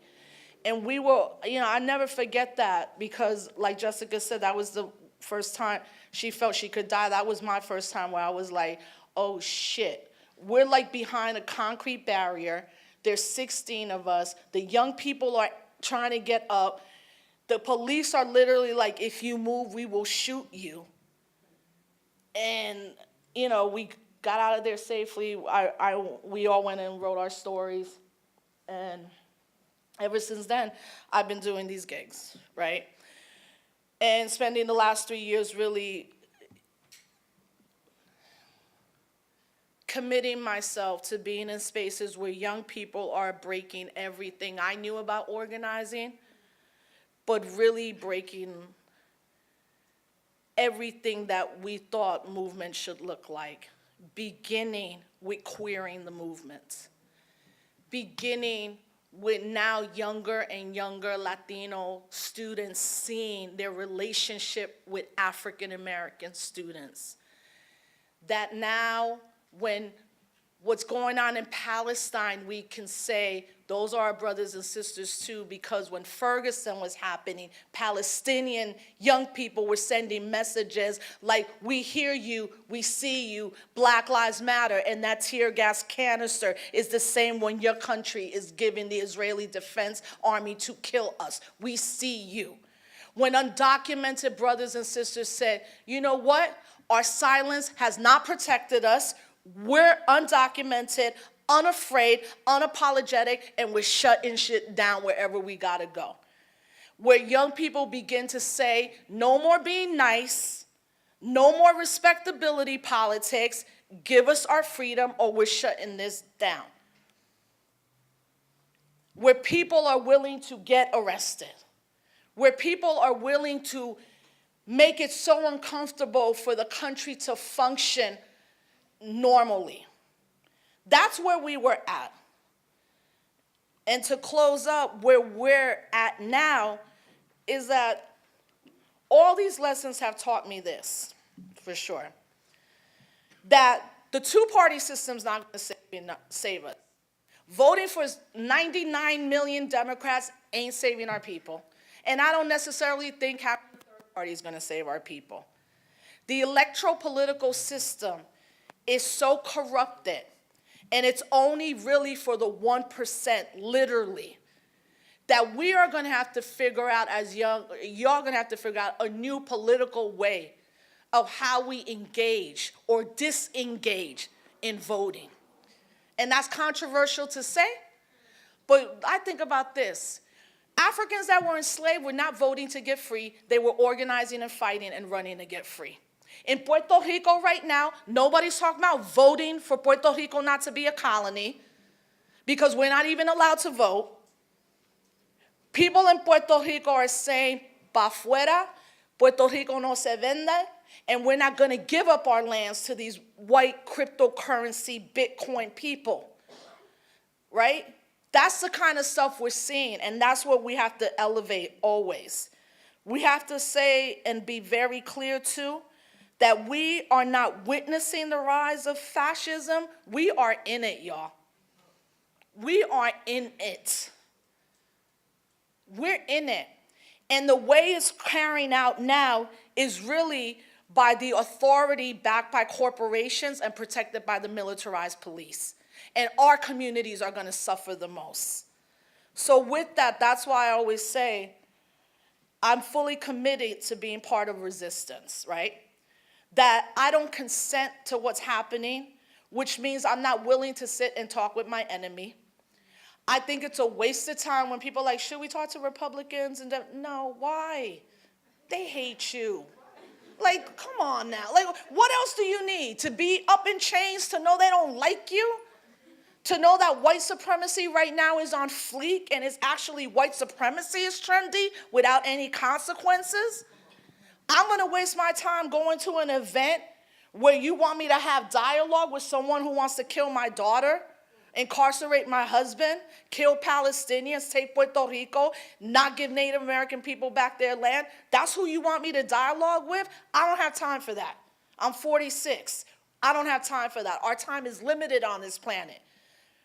You got to make some hard choices when you're doing this work because your time becomes limited. And unfortunately, too many of us have run our bodies to the ground where our time might be extra limited because there are many of us who sacrifice on a daily for what we think this is freedom. So when you have this clear understanding of how we got here, right? My thing is, I'd be letting down every political prisoner, freedom fighter that sits in U.S. jails right now. I'd be letting down my ancestors. I'd be letting down my daughter and all the future generations if I were to be complicit with any function of what's going on in America. If I were to be complicit. So my message is definitely, I think you're clear on that, but I also believe this, that in order to have the world we want, we have to be willing to sacrifice. I believe, as young people have been saying, that we will win. I also know that we will take many losses. But as a revolutionary, my faith never lies in an institution, a building, a grant, a job, a PhD. My faith lies in the people, in people power. People power. My faith lies in women. I trust women. My faith lies in men who are smashing their patriarchy. My faith lies in younger men who are seeing that growing up in a patriarchal society is detrimental. My faith lies in white people who don't want to be allies. I do not like that word. You can ask me about it now in the Q&A. I find it condescending and a lot of reasons. You want to be a white ally? No, you need to be a white accomplice. Be like Laura Whitehorn, the Weather Underground, Naomi Jaffe. Be the white people like David Gilbert that free Assata Shakur. Be the white people that's going to stand on the front line, not the ones that's going to shake the hands of the police, right? But that all over the country, there are people like us in rural communities, urban communities, those that are incarcerated, those that work 3 jobs a day, that are committed, as W.E.B. Du Bois reminds us, to striking a hammer to the system of white supremacy every day. So I know that every day we can do something. We can stop the madness of a hyper-masculine, hyper-capitalist, hyper-patriarchal society. It can be small, it can be big, but it has to be every day. You have to be committed. It's not a trend or a Snapchat, a hashtag or a t-shirt, a button or a phrase. And it's not even when me and my sister here, Kalina, and 6 women of color get to go to the Golden Globes. We were talking about it last night, and the amount of people that have come to me and said, oh, now people know you. And I go, no, homie, no. The fact that you're putting in 20 years of work and between 8 women of color, or 7, 140 years of work into a moment where white women needed us. We didn't need the Golden Globes. Those white women wanted us and needed us in that sense. We found an opportunity as organizers and activists to use any mic that we're on. That's hip hop. Any platform you use. But we didn't go to the Golden Globes thinking tomorrow America was going to change, right? We don't also go there thinking like we're just going to walk it. We walked it and we worked it. And that's the work we're always going to do. Whether we're up in Rikers giving a lecture, we're here at Skyland, we're at the Golden Globes, we're on our res, we're in Puerto Rico. This is the work. Thank you, everybody.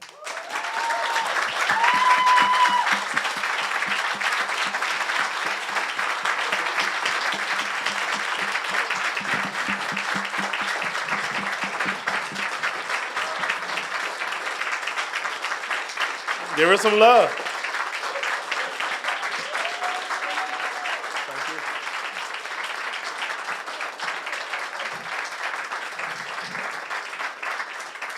So we're going to prepare for question and answer, but I just wanted to kind of give a little context. Sometimes when I'm, inviting people here and doing the work that I do, people are like, how do you know these people, right?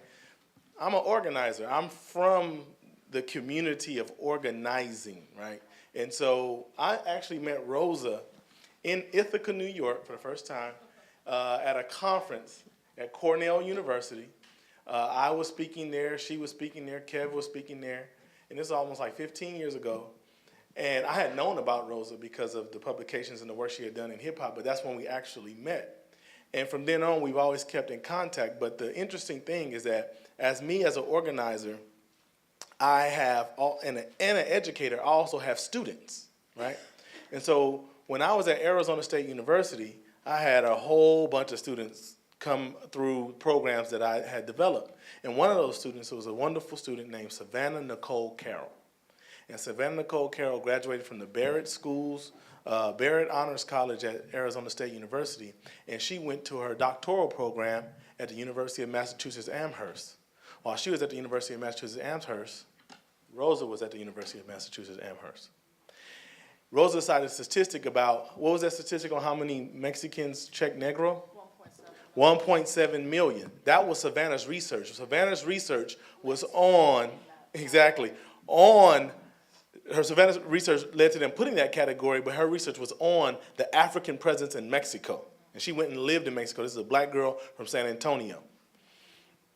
Savannah was having some very strenuous difficulties with her dissertation committee. As Rosa alluded to, when you go to a doctoral program, it's pure hell in some instances. And so Savannah and I were in a very strong conversation about me trying to coach her through how to get through that. During this conversation, Savannah got diagnosed with stage 4 breast cancer. And a year after that, Savannah transitioned, she passed. At 30 years old, just receiving her PhD, Savannah passed away. I'm the person who told Rosa about it because Rosa was her classmate. And me and Rosa had some very tender moments about that because we love Savannah and we love her work and we love what she was bringing to the work that we're all doing. So this is not marches, this is not publications, this is not speaking engagement. We are families of people who work as families. Same thing with Jessica. Jessica brought her sons out here, and me and her sons, I was doing mad work with her sons, right? Because they needed some work from this kind of angle, you know what I'm saying? And so these are families that are doing this work. We're communities of people, and we're inviting you to create communities within yourself and to be part of our communities to do this work, right? Not just to oppose exploitation, but to also be that network that we all need for each other. So at this time, I'm going to bring Leandro up real fast. He's going to do a presentation, a special presentation on behalf of the Associated Students, and then we're going to have question and answer. Leandro? So on behalf of the Associated Students and from all the people present here, we would like to thank you for giving us that wonderful and powerful speech, and we also have a little present for you. Swag. So thank you. Thank you so much. Thank you. Thank you. I really So now, who has the microphones? We have microphones? So we have individuals with microphones. Raise your hand, they'll come to you and bring the mic. We have one right in the back, straight from the beginning, we have a couple. So there you go. Awesome. So thank you for that. That was truly awesome. So my question in the organizing world comes from accessibility. As walking through the world as a Black blind woman and doing the work that I've done thus far, we're absent, or persons with varying abilities are absent from the conversation. It's like, I'd rather be the before thought than the afterthought. So when I took part in like the Women's March this year in Oakland, it was made specifically because they didn't think about blind women or people with disabilities going in that area. So I constantly find where I go to conferences and literally they'd be like, they got you fucked up. Because they'll ask, well, what do you want to be called? Nicole. That's what I would like to be called. And these are my accommodations. yet there's this gap, and there's only the reminder when we show up. But what happens is there's this war of attrition where you get tired of showing up because you're like, my people don't even got me. Nobody talked about how in September, 7 black and brown men were killed with disabilities. Nobody talks about that. That's the absence from the conversation from where that stemmed from. So how do we get to where we're side by side, aligned, being comrades and accomplices, and respecting each other's needs? How do we get there? Because that's the work that I do, because I'm trying to shatter the stigma around disability, because I don't even believe in the word disability, because I got lots of abilities. So how do we do that? Yeah, no, thank you for that. I mean, I know myself, I have been challenged very lovingly, you know, around understanding accessibility and privilege, and especially around people that have disabilities. And there's a brother by the name of Leroy Moore that I follow on Facebook and read his work. He's so powerful, you know, around,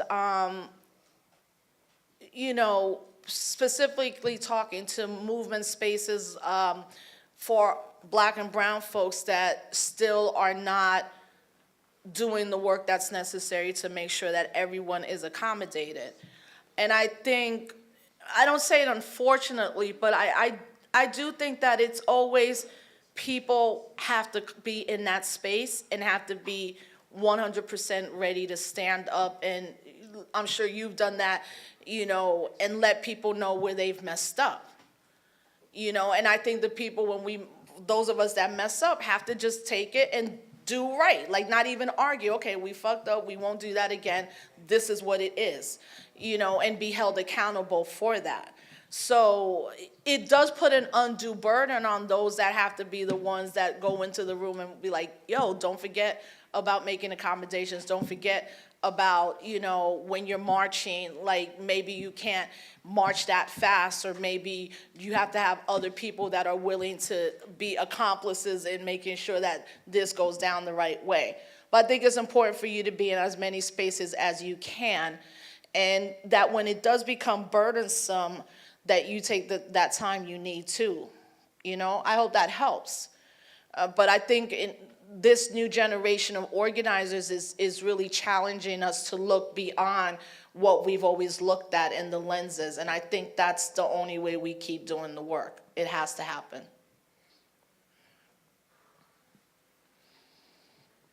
Hi, Rosa. Thank you so much for coming, and I really appreciate your voice and your love for Skyline, coming several times, Rock the School Bells, et cetera. Thank you.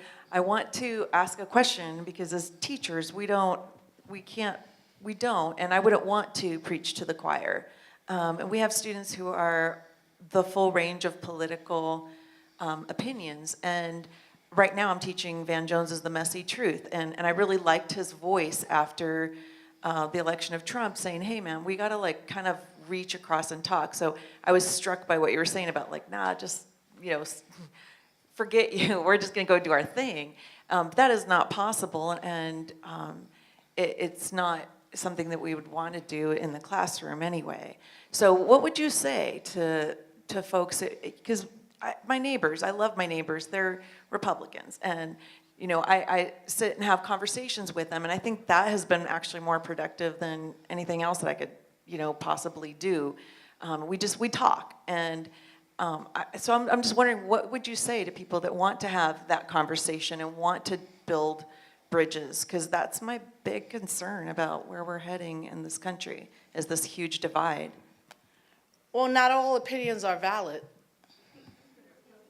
I'm not gonna sit with people who voted a white supremacist into office. What's the point? What's the point? Like, I'm gonna change your mind because you're gonna encounter a good person of color or a good feminist? What they call that, I forget the sociological term, is called encountering, where there's a theory that says, oh, they have these tables in Albany, New York, where once a week there'll be 3 Muslim women, and they sit and they go, come meet a good Muslim. Now, that's happening in a lot of spaces in the communities. They'll have them at libraries. They'll be like, come and ask a Muslim a question. Come meet a good Muslim. What is that saying? You've already taken away their humanity. That's like saying, come and talk to, the opposite of that would then be like, come talk to a white supremacist who wants to kill you. No, I don't want to have those conversations. And I'm a professor. And I'm in the, yeah, I'm in a classroom. And I tell my students this, and this is one of the things, you know, as a professor, right? First, you don't have to take my class. When you choose to take my class, I'm trying to turn you into an organizer and someone on the right side of history. I'm not trying, then in my personal life, it's not about building bridges. We're not the ones having problem building bridges. Black and brown people and white folks and Asian folks and Native Americans who are anti-imperialist, anti-colonial, I'm not trying to take away a white man's rights, but there's a lot of white people trying to take away my right to live. So I don't want to have a friendly conversation with my Republican uncles. I don't talk to them. I don't go, and I don't say it as a joke. I don't talk to you. No, she doesn't. I don't want you coming to our family reunion. And if you are, let me know, because then I'm taking my daughter and my husband out. Because you don't value humanity when you're trying to take it away from me. And I think that's where we, as particularly organizers that have that politic, are wasting our time. And I say this the same way I say this to white women right now. I know the founders of the Women's March, and I know all three. I know Bob Bland, Linda Sassour, Carmen Perez, and Tamika Mallory. I began to know Bob recently. But even when I was in Detroit, I had to be like, why are there no black women from Detroit here? Right? Now, I can have that conversation with Linda and them and be real about it. But I also have cautioned them, because they're a little younger than me. I said, y'all spending a lot of time making these white women feel really good about the fact that the majority of their sisters voted Trump into office. I said, so I need the women's convention to be about the women that have been marginalized, not a women's convention to make white women feel better about the predicament that they got us in, right? Now, I can have those conversations with these sisters. And they got their ass kicked in Detroit by us. Yeah, because then I knew Jessica in the Detroit. Well, Jessica was on the plane, I was on, but also people came in. I know, you were amazing. I'm glad you showed up. And Linda and them, I think, you know, so when I look at the Women's Convention currently, I'm like, man, what does it mean to march power to the polls? I don't know what that means. That don't mean nothing for our people. But I'm still going to respect you as my sister in this struggle, because what I realized in this past year with the women of color that I was having political contention with, that conversation I'm willing to have, because I think the undergirding of what you're doing is liberation. You might just not be doing it the way I think it should happen, or what I think will be the most productive. But those other conversations are particularly like someone like you as a professor trying to then tell a student who's like, no, I like Charlottesville. Well, I don't know if that's what a student would say, but if a student would say that to me, I'd be like, well, you're wrong. That's not a political opinion. Not everything is so black and white in that sense. Some things are that black and white sense. There are some things that are dead wrong and some things that are just right. And that's how I kind of, frame it. And I understand that as an educator. I understand not wanting to turn students off. But I often find the students who end up dropping my classes really didn't want to be there anyway, right? They really weren't there to elevate the discussion. They're more there to bring their viewpoint that has no validity into a classroom. And I personally, have a choice in letting that happen in the classroom or not, and then how I deal with my personal interactions. And that's my take, Yeah. One more question.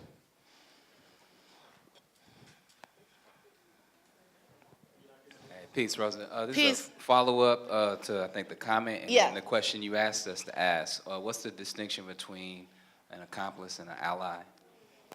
Yeah, I gave some examples. Look, I always find in organizing what ends up happening is this. the streets come out, organizers who are not in the streets but have the skills come in, then the nonprofits come in, they take over the work, they start funding the work to give it to the right acceptable people, and then they begin to use language that is not revolutionary language, right? So as someone who has studied intensely the Black Power era, not the Civil Rights Movement, but the Black Power era in the United States of America, particularly looking at the Black Liberation Army, the Young Lords Party, American Indian Movement, and the Weather Underground, when I look at why the Weather Underground, right, why some of them said Students for Democratic Society are not revolutionary, we now have to follow the lead of Black leadership, and we're also anti-imperialist, anti-capitalist, paramilitary organizations, which meant that the Weather Underground used revolutionary violence for their means, like many organizations were doing in the late 60s and 70s in the United States. So when I begin to see white folks like right now, right, who all of a sudden like, I'm a good ally. I'm like, you know none of your history of white people's resistance in this movement, right? You haven't studied where white people have actually like stood in the line of fire or have given up their freedom for Black liberation. What white allies often do is they come to an event and they're like, I'm here. It's good, right? You're like, I don't need a photo op with you, dude. Like, and actually, I don't need you coming into my space thinking you're here and you get an extra hand clap for that. That's like when a father's like, I take care of my kids. Really? You should. Like, you know, so I think it's the language becomes so watered down so it fits into kind of a nonprofit corporate way of how we do the movement work, then leaves out the fact that there are white people who have died for Black people to be free. There are white people who are in prison to this day for Black freedom. Because their thing would, and Patrice and them have said this, when Black people are free, we're all free. So I have a problem, and I've spoken to a lot of queer and trans folks who are like, this whole ally thing, it's a gimmick. It's to make you feel good.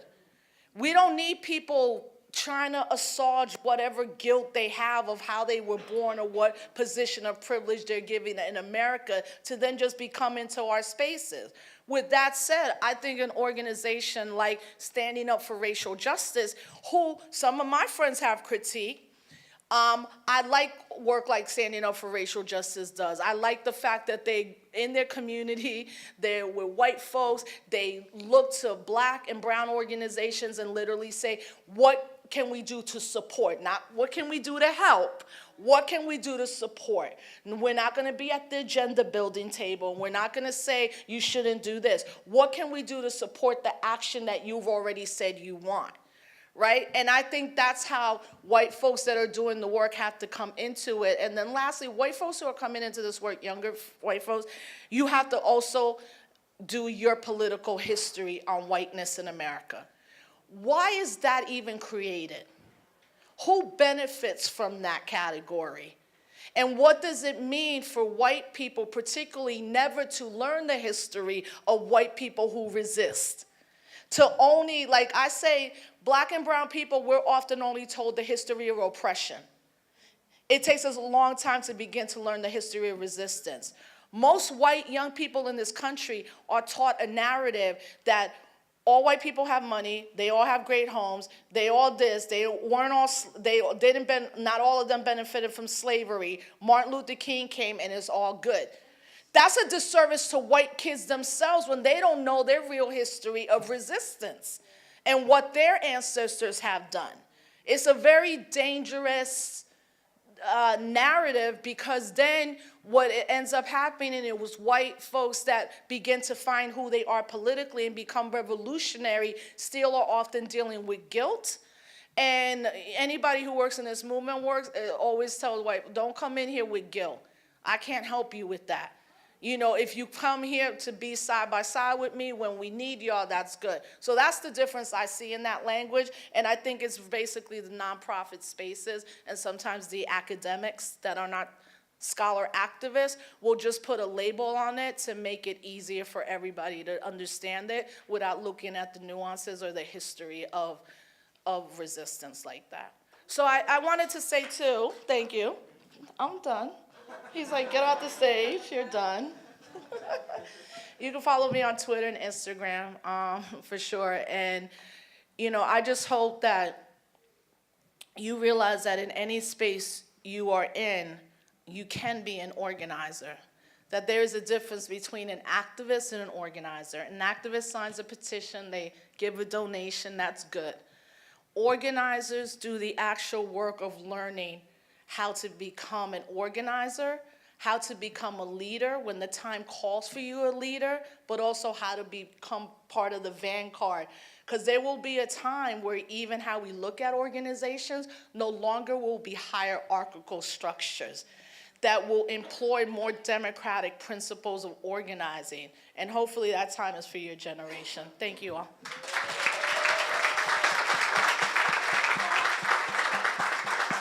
So real quick in closing, I know some of y'all may have some cognitive dissonance issues like, you know, the Democrats, the Republicans don't vote, and everybody's like, whoa, everything? I always try to remind people when I do presentations that Dr. Martin Luther King Jr. was from Atlanta, Georgia, and did his work in Montgomery, Alabama in his early years. Black people couldn't vote. He did more to change America and the world without the franchise than he could after the 1964 Voting Rights Amendment, right? You understand what I'm saying? So the franchise can play a role, but it's not the thing. And the person that people put up as the most prominent activist that most people know next to Mahatma Gandhi didn't have the vote.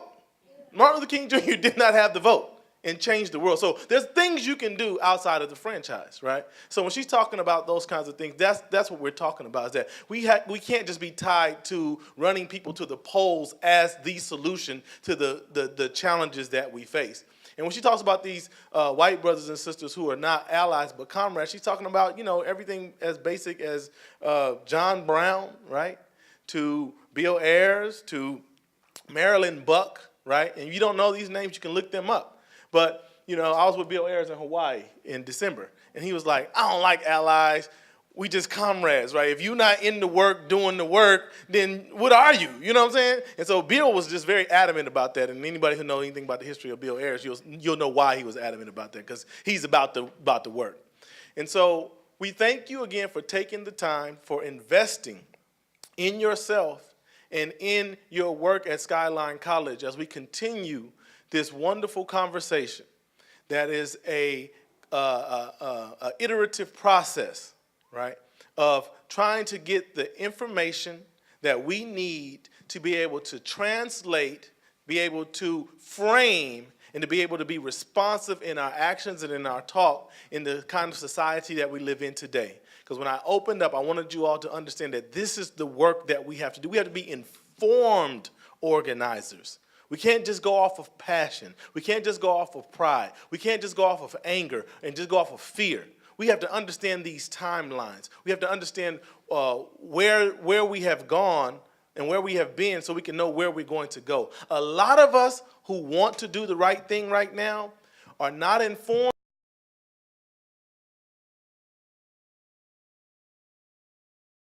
and we're repeating horrible mistakes that we made from the past. Stuff that is clearly documented that we do not do. And so that's why we have these forums, so that you can have a lens to interpret what's going on so that we can make the actions that are best for the time we're in. Thank you for your time and attention. Enjoy your afternoon.